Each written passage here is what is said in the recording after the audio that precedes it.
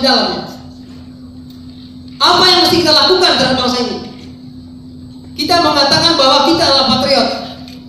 Kita mengatakan bahwa kita adalah nasionalis, NKRI. Lalu tantangan yang di depan kita mesti pula kita tahu dan paham secara betul. Akademi Bela Negara sejauh yang saya tahu itu adalah tempat anak-anak muda ditempa secara serius, tempa secara intelektual, tempa secara karakter, dan juga tempa dalam etos kerja. Itu tentu saya katakan ABN ini sebetulnya tempat karakter building. Tempat karakter building. Saya mengutip pernyataan sekaligus keyakinan Bapak Surya Paloh dalam pidatonya di Aceh. Beliau mengatakan begini kurang lebih. Tertinggal dalam hal infrastruktur itu sangat mudah diatasi. Artinya kita hanya butuh waktu sekitar 3 tahun sampai 5 tahun. Tertinggal dalam infrastruktur itu adalah suatu hal yang mudah. Bisa diatasi dalam 3, paling lama 5 tahun.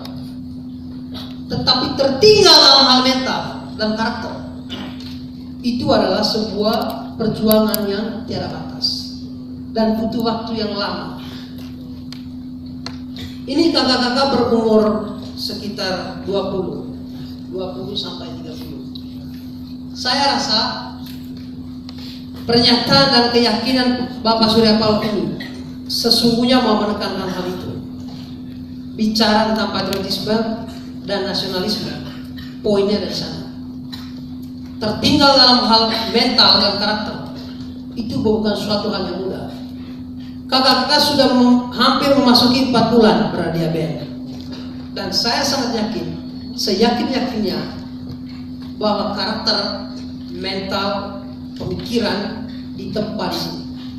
Dan saya rasa bangsa ini sedang menunggu kehadiran kakak-kakak untuk keluar dari ABN. Jangan terlama-lama di ABN.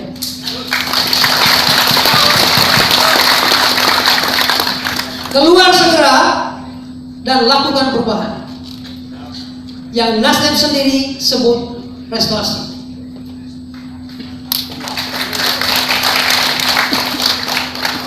Nah, saya sedikit menjelaskan karena kakak Dami tadi sudah menjelaskan bahwa saya penulis buku restorasi. Restorasi itu sesungguhnya dari mana awalnya? Restorasi yang dilakukan oleh Nasdem ini sebetulnya berisi kerinduan yang sangat kuat. Kerinduan yang sangat kuat akan lahirnya sebuah bangsa yang memang mampu berdiri kokoh dan berdiri tegak dan disegani di antara bangsa-bangsa. Restorasi itu lahir